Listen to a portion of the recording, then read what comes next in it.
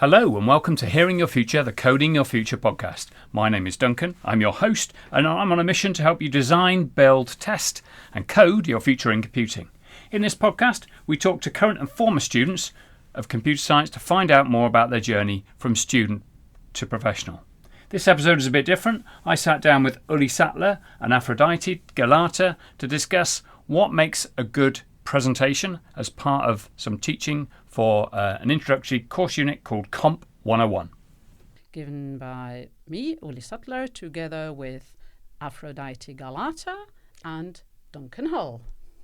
Hello, I'm Aphrodite Galata. I'm a lecturer in advanced interfaces, specializing in computer vision and interacting with robots.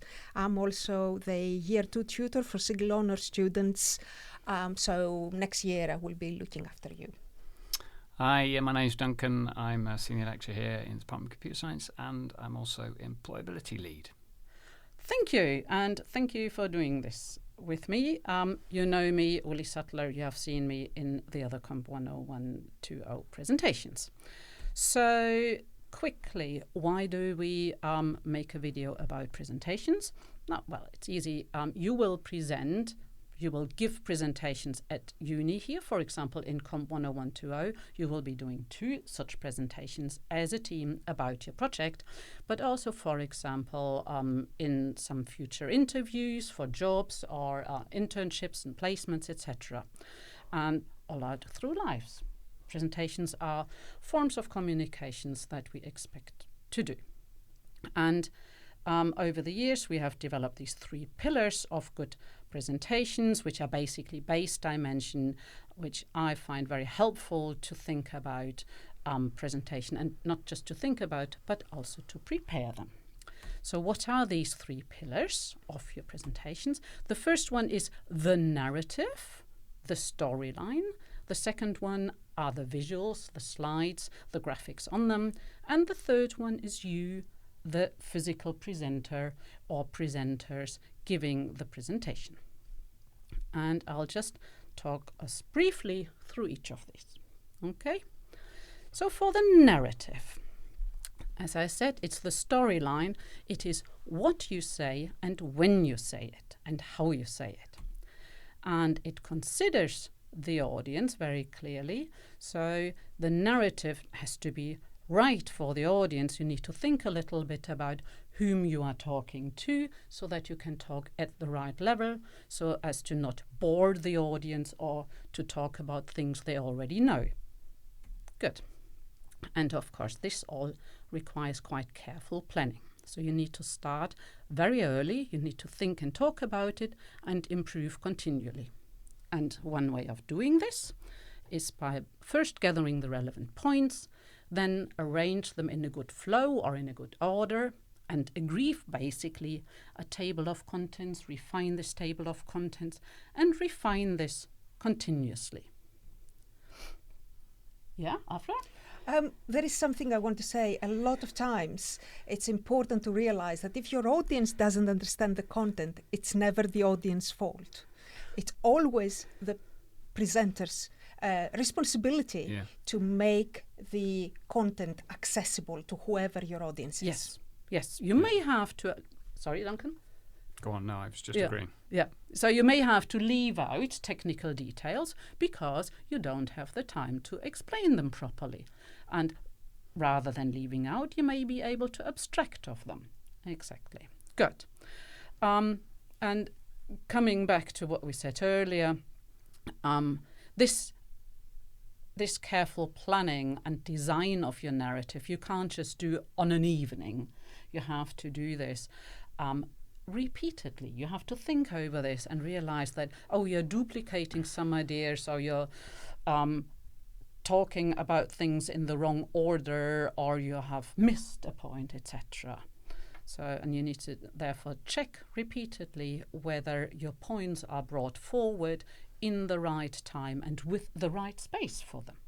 Yeah, definitely. So I think one thing is one way of thinking of that is a bit like writing a piece of code where it's not you write the code and then you're done and it's finished, or maybe you debug it once. You're probably going to debug it several times with multiple different inputs and outputs. So this point about iterating, going around this loop several times, not just doing it once or twice, but maybe 3 or 4 times, including perhaps a dress rehearsal or some kind of dry run with your tutor or with your fellow students. Yeah. Absolutely. Good. Thank you. So this was the first pillar.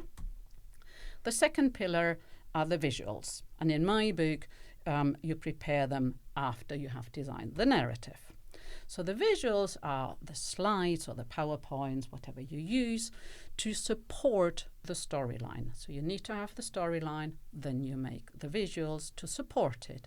And you support it both for the presenters, so that even when they are nervous, they can look at those visuals and be reminded of the points they wanted to make and the order in which they wanted to make them, but also for the audience. And that requires that the audience know where they should be looking at. That's quite important. And one easy trick which I've been using here is you use progressive disclosure for complex ideas, so that the audience doesn't have to look at the slide and figure out themselves where they are supposed to be looking at. Good. What else do we want to say about the visuals? Oh, they should not be distracting the audience. So any moment when you put some visuals up and the audience get, ooh, what's this? That's not a good moment. So I live by the motto less is more, and in particular here I would like you to think of using ink or lines for purposes. If the only purpose is to make things look pretty, probably drop things again. So less is more. For any writing, please use a single font without serif, so that it's easily readable, that it's large enough, and so that you use the space well.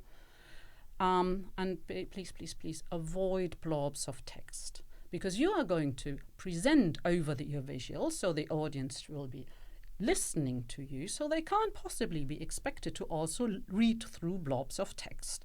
This is just distracting, annoying, and you don't want to annoy the audience. And whatever text you have, structure it logically, yes? Yeah, I think on that point, this is something not just a mistake students make. You'll see lecturers and professors make this as well, is having too much text on the slide. Then it becomes confusing for the person watching it, because it's, do I read the text on the slide or do I concentrate on the speaker?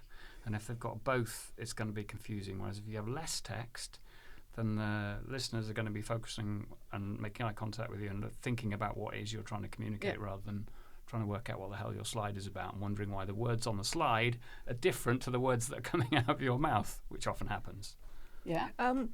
I totally agree. Another thing you need to watch out here is sometimes with the templates that come ready in certain softwares, some of the titles or the side visuals are too big. So you see people try to squeeze their visuals to the point where they're not very clear in order to accommodate the setup that they got from the template. Oh, yeah. Make sure that you balance this. If you have the word called visuals, you really want to display your visuals, not actually having a word that says visuals in massive font. Yeah, yeah. Good. And this brings us to the last point, basically, that you just made.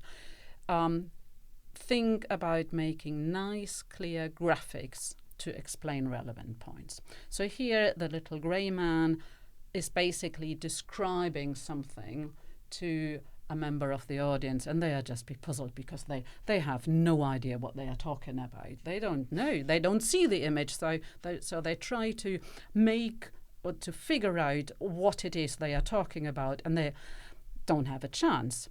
If instead the little grey man was to show an image of a cat, then the audience member would happily understand that they are talking about a cat. Thank you very much. Good. That was about visuals. Did I forget anything about visuals? No, I believe we're all covered. Cool. Right. Third pillar, the presenter or the presenters. That's you at the presentation. You are delivering the storyline to the audience, and that's a responsible job that comes with responsibility and probably a bit of nerves, because you have to lead, you have to deliver this storyline to an audience who's made time in their day to sit there and you don't want them to waste this time. So you should be very well prepared as a presenter. You should try to speak freely at a good speed and at a good volume. And that is a hard thing. You may want to ask whether everybody can understand you if you're in doubt, or just practice a little bit to talk in this way. You should try to make some contact with the audience. Find a place in the audience to look at, perhaps somewhere in the middle. Try to not just to speak to the one front or to the one lecturer in the first row, but also to the people in the last row, because otherwise they get a little bit annoyed. Wear perhaps some suitable clothes. I like some that I feel comfortable in during a presentation when some eyes are on me. And of course I will have practiced the delivery of my storyline. And this doesn't mean I have learned the stuff by heart, but I know what I want to talk about and roughly how that works and whether it fits in the time. And I've checked where I'm giving my presentation, and I will try my utter best to be there well in time and ready to do this delivery. And I like it when a presenter is enthusiastic about their talk. And to put it the other way around, if a presenter isn't visibly enthusiastic about their own talk, then they're probably exuding quite a bit of boredom, and I feel bored as well, and then I'm not very happy to listen to that as well. So show some enthusiasm, have some fun. And of course you may be nervous, but that's okay. This is a bit of stage fright. Normally this works nicely with adrenaline. Sometimes it may have a bit of an adverse effect on your ability to breathe. Just take a break and breathe again and continue. Anything? Couple of tips from me. The first, just to continue with being nervous. Sometimes having ready your very first sentence, for example, very short, like introducing yourself. Hello, I'm Aphrodite, and take a breath and look at the audience and smile. That's when we got start. Another thing maybe I wanted to say, and I've heard this as a student, and since then I kind of remember it many moons ago. And it was basically, if you think you are speaking slowly enough, try to slow it down further. It's always faster than you think for the audience. I think on that point, the nerves often make you speak faster without you realizing. So Exactly. while the nerves can help you perform, and they sort of make you awake, but they can also make you talk more quickly. So sometimes you need to consciously slow down. Exactly. And dramatic pauses can be quite good. If you slow right down and completely stop, people Absolutely. will look at you. You get the attention of the audience. Yes, but don't overuse these ones, especially perhaps not in your first presentation ever. Good. Cool. So these are the 3 pillars, and then I have presented a little selection of important questions. Oh, I've remembered something else as well. Okay, so it's a bit of a triangle where you stand as a presenter. Try to be in a kind of corner. You go on the side of your slides, and almost your right hand can be like on your slides watching, and your left hand watches the audience. And what you want is to be able to engage with both. Never speak to a screen. We have seen people actually turning their back to the audience. Try to avoid this. Yes, good. That's a very important point. Good. Yeah, talk to the audience and don't stand in front of the screen. Good. Here are a few more possibly debatable questions. And one of my favorite ones is, should you start with an agenda? Well, conventional wisdom says yes, doesn't it? Because it says you should tell people what you're going to tell them, and then tell them again. But, there are differing opinions on this, aren't there? I hate it with a vengeance. Me too. My idea is use your very first slide with something strong to capture the interest of your audience. Show them what you've done, and then they will want to know what you have done and how you've done it. Yeah, or start with a little system demo that shows what you have built, or that shows something interesting. think about Exactly. your first year presentation here. Everybody will have the same agenda, Exactly and the same. almost Exactly all the same. presentations will have the same agenda. So you'd literally be starting with the most boring thing ever, which the whole audience knows already. So And your audience will have probably already seen a presentation quite similar to this already. So anything you can do to make yours different or stand out is a good thing. Absolutely. good. So we agree. Don't start with an agenda. Cool. Do we use generative AI for anything?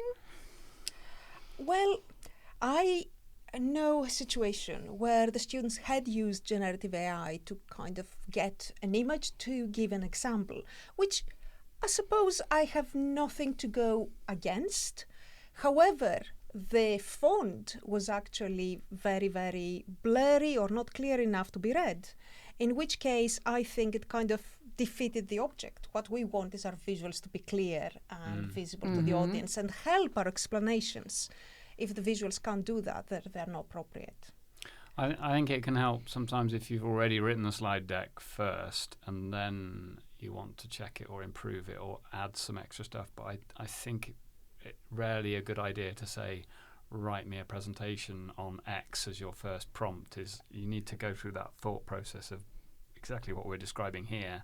And then maybe once you've done that, you can get some second bit of brainstorming from generative AI. It is generally a bad idea, especially if you haven't thought of the structure yourself, because what you create is like a uniform kind of, you see the same presentations everywhere between the students. And generative AI might be good creating visuals or some things which might be laborious to do by hand, but thinking creatively and making a fun flow, interesting presentations, they're not there yet. Yeah. And coming back to what we said earlier, only you know the right narrative, the right storyline. So you have to do that anyway. By the time you have prompted that into Gen AI, you have done your narrative. And then for individual pictures, graphics, perhaps it's quite good for cartoons. I find if you need a cartoon to illustrate something and you don't have an appropriately licensed cartoon, you can say, draw me a cartoon of a spaceman talking to an alien saying X, Y, Z or whatever, and it will do an okay job with that kind of stuff. That's good, but of course, always acknowledge your sources. Absolutely. Good. Yes. Okay. So a general, probably not apart from tiny little explanations. What other things I'm looking apart from exemptions? Good.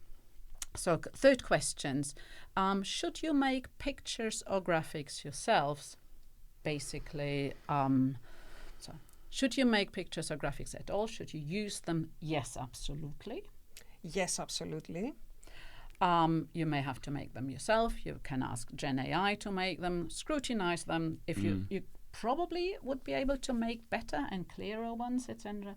But the audience will like pictures. Pictures are there to illustrate your ideas. Otherwise, you'll need far too many words, probably. So use them as and where appropriate. Particular modules or parts of the thing that you built.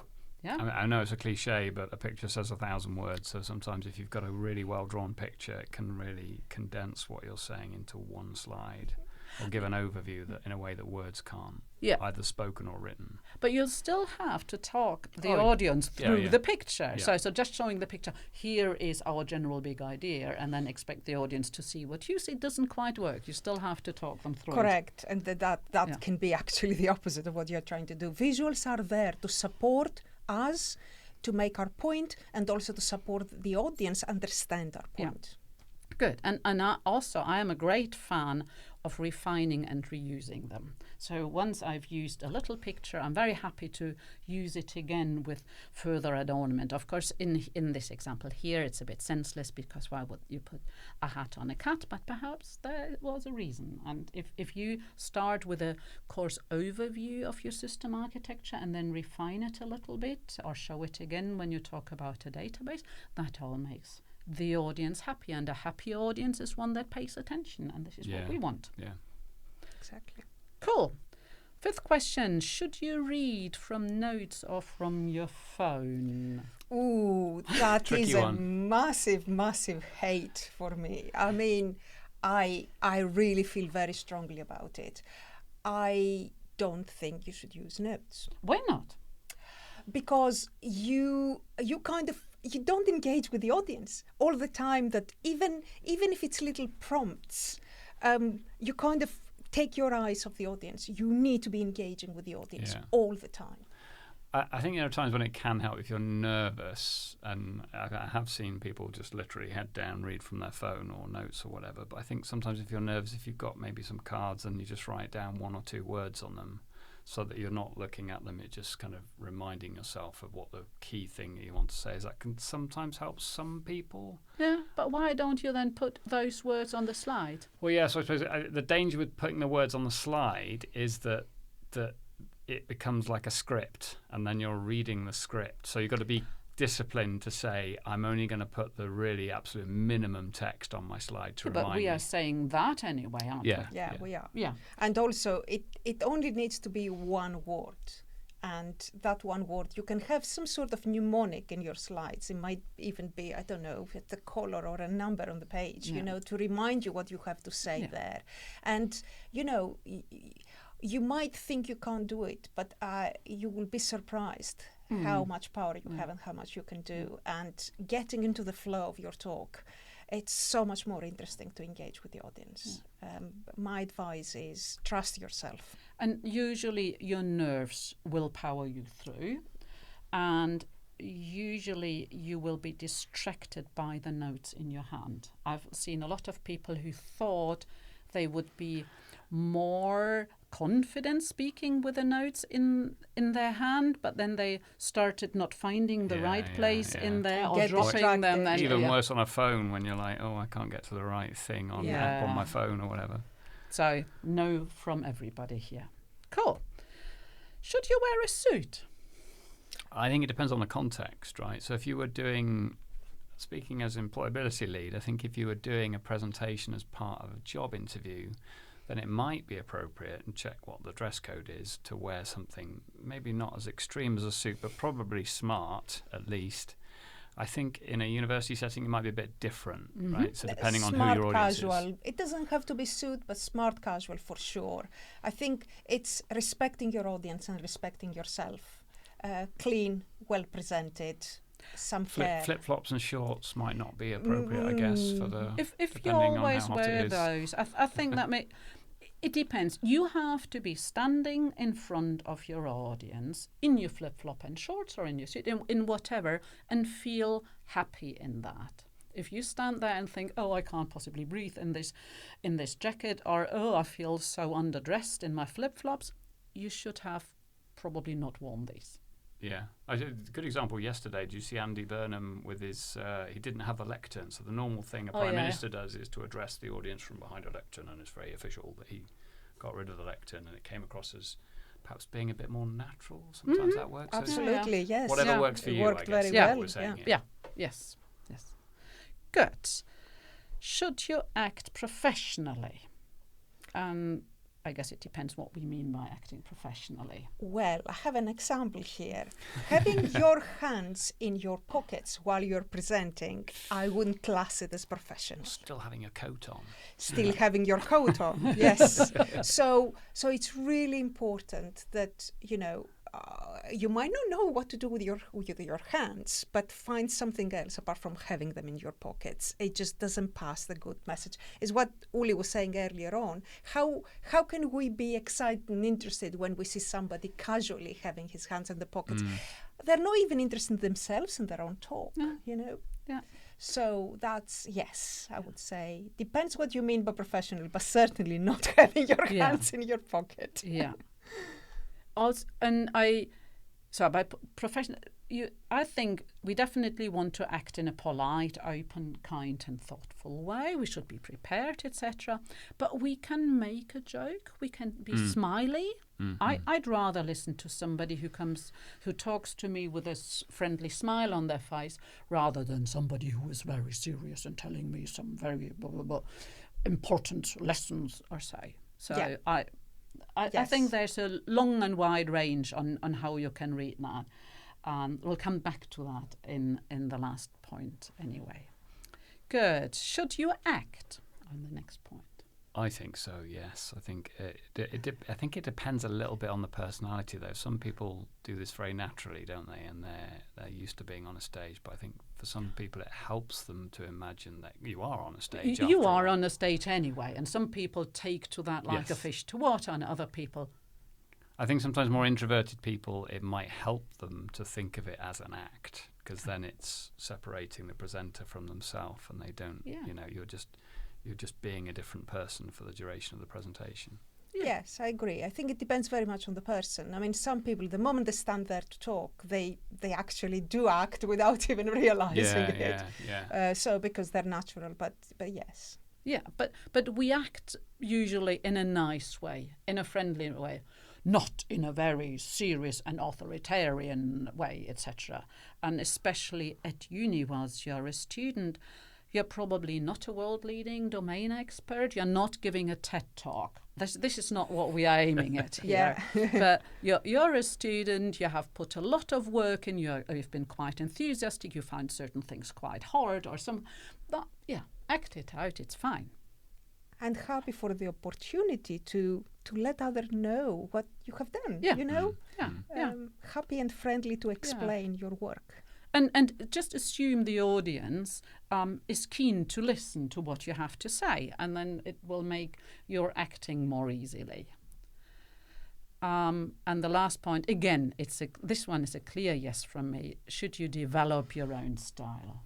As I said earlier, I don't think we want to have 100,000 more TED Talks. You develop your own style, be the best presenter of your way you can be. Mm-hmm. I agree. Some people are more entertaining, some people are more serious, some people are really good at explaining complicated things, other people are more funny. And this brings me to what I wanted to say. A lot of times I have seen in talks, especially in group presentations, that people tend to put first the person that is maybe a weak speaker or somebody who's very nervous, because they think this way they'll get it out of the way and then they can go into the important part, the technical parts of the talk. In fact, I would say exactly the opposite. Put your stronger, most confident speaker first, because they will be able to explain the context and the whole, background of your talk, what your project maybe is about, and all of this. You want your strongest speaker first. You want to capture the audience with their energy and their eloquence. That's my advice. But I don't know if you guys agree. But I totally agree. Good. Cool. This brings me to the end of the list of questions and brings us to the end of the video. I hope this was helpful in general for all your future presentations and for your Comp 101-2.0 presentations. If you have any follow-up questions, please ask them in Canvas discussions or ask the Comp 101 team, Afrodite, Duncan, or me. Oh, and in your tutorials as well, of course. Oh, of course, ask your tutor. Yes, absolutely. They will have possibly other views on fellow that. students, so people have very different backgrounds. Some And people have also done lots of this stuff already. So. We have PASS, and they offer advice as well. Run a rehearsal for your talk. Don't leave it to the last minute. Ask other people for their opinion. Yeah. Thank you very much. And thank you for inviting us. Thank you very much. Bye-bye.